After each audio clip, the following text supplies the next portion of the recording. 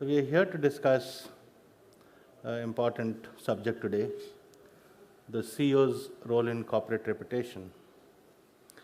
As reputation practitioners, we live in very exciting times. We're seeing a pace of change like never before, business complexity like never before, activism, intrusion, scrutiny like never before. And in this whole situation, reputation has emerged as a source of strategic advantage. It's a strategic asset, you might say, and also being recognized increasingly as a strategic risk, because it is the mother of all risks, because any business risk will finally lead to reputation risk. The central character in this plot is the chief executive. As the ambassador, as the chief spokesperson, as the visionary, as a person who has a responsibility for the strategy in an ever-changing scenario, he plays a very important role in corporate reputation. I have a very eminent panel, and I don't think you could get a more distinguished panel like this to discuss this subject. On my left is Herbert Heitmann, Dr. Herbert Heitmann of Bayer. He has been playing a global communications role with multiple organizations. In the past, he has been an advisor to the German Parliament. He has worked with SAP, and is now at Bayer. Mr. Pierre Goad is the global co-head of communications at HSBC. He has been an editor at Wall Street Journal earlier. He has worked with the Zurich Insurance Corporation as the global head of communications. And at the far end, Olga, I'll have to refer to your name again. Olga? Podoinitsyna. It's okay. She's the member of board and global head of communications and marketing at VTB Capital. It's a significant or large Russian investment bank with operations in many parts of the world. Earlier, she has served at Deutsche Bank, PricewaterhouseCoopers, and started life at Burson Marsteller.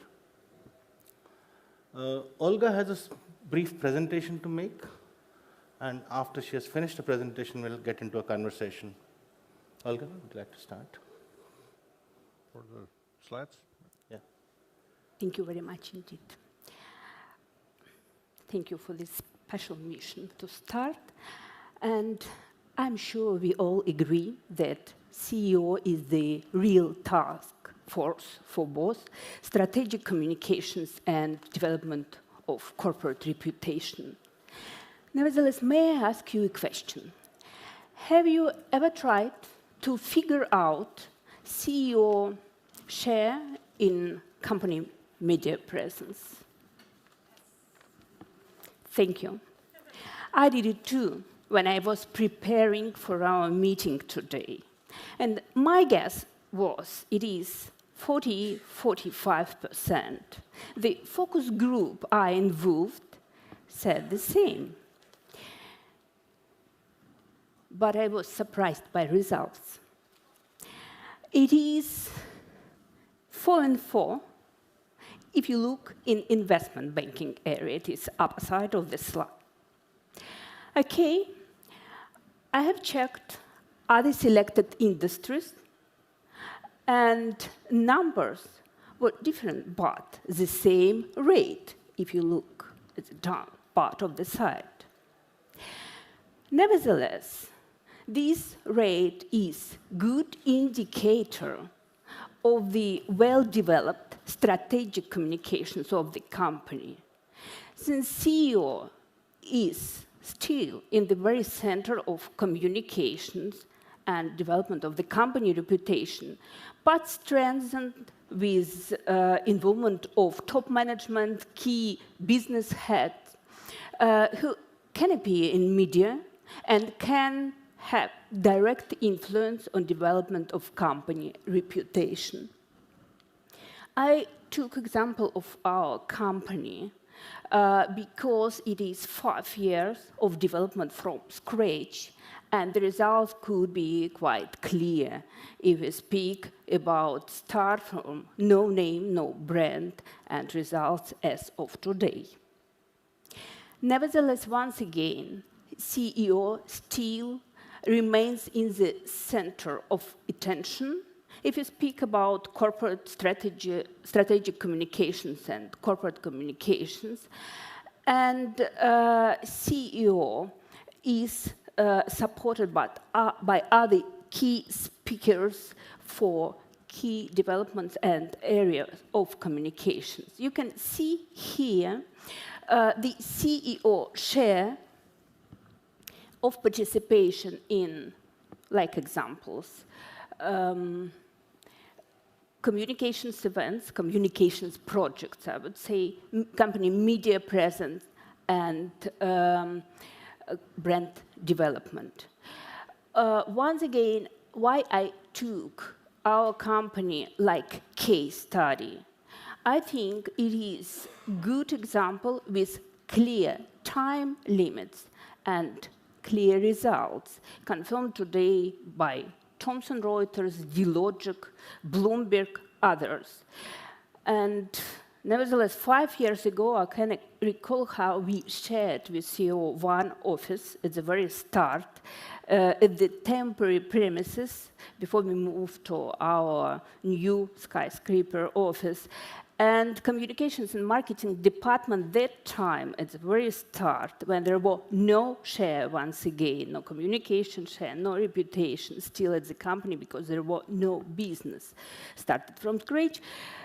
Communications marketing department was sitting next door in the room with dark green wallpaper. We named cigar room. We joking that time. Probably 5 years ago, it was a good start also for creative and services and creativity of my team, which we use from time to time, promoting CEO and other C-suite pool of spokespersons of our company.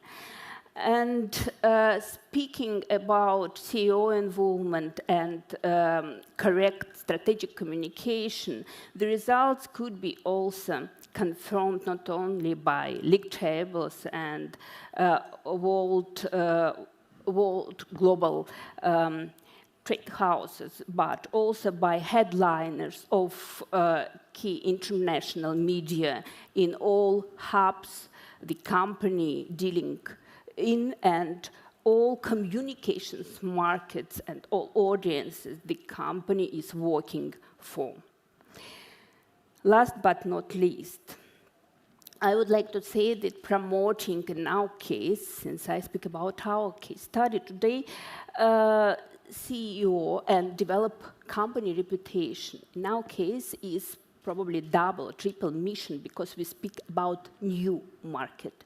And at the new market, it is very much important to also to work with stereotypes and all the issues could relate to the new market and the country development. Nevertheless, I think if the strategic communications are correct, mission is possible. And the very last thing. One US journalist, during our meeting in Moscow last week or the week before, said a very important thing, which is related directly to our topic today. He said, when I communicate, I do so with a person, not with their title.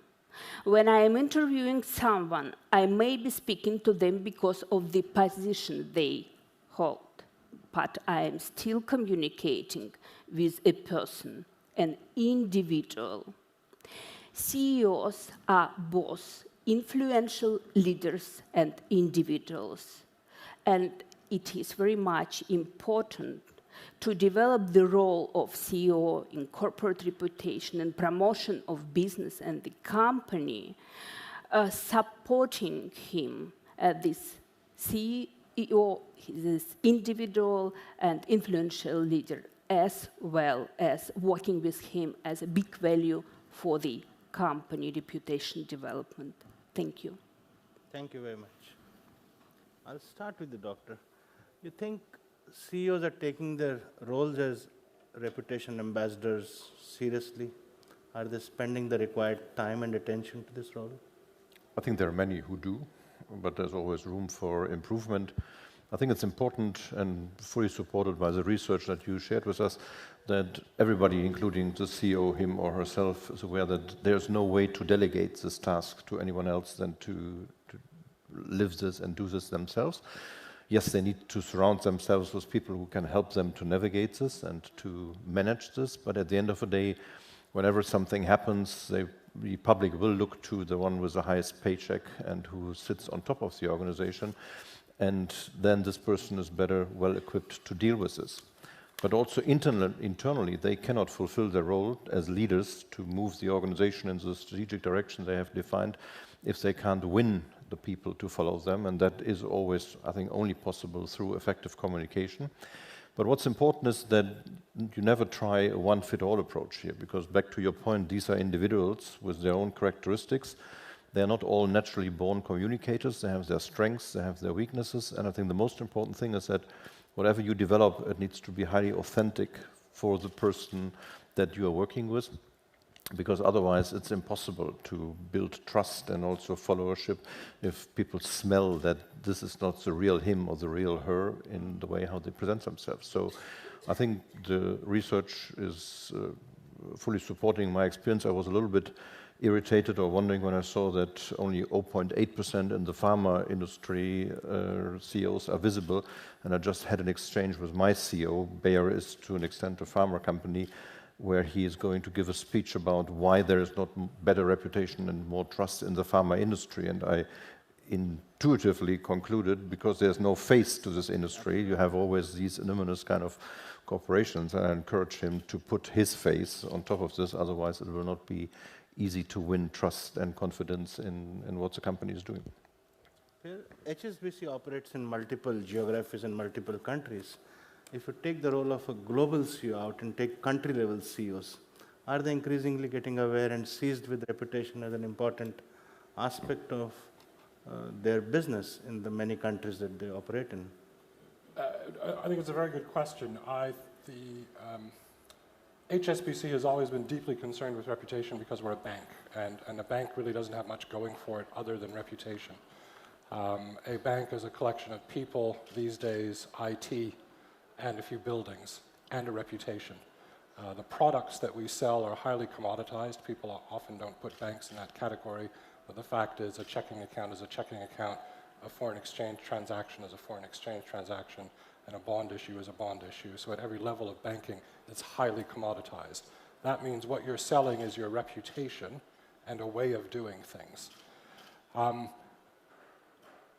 We take a very, what I would describe as a fine-grained approach. So we try and look at the world as a series of audiences, and then we use, whether it's the global CEO or the country CEO, we use the right people to reach the right audience. In the last few years, we've spent much more time trying to reach our own employees, because banking has been going through, obviously, a difficult period over the last 5 years. And we've tried to make much more use of the country CEOs to speak to clients. So there has been a shift over the last 3 to 5 years, certainly the last 3 years, the new management team coming in at HSBC. The country CEOs have become chief client officers in their countries. The global CEO, so the person I work for, actually spends most of his communications time, because there aren't enough hours in the day to do everything a CEO is supposed to do.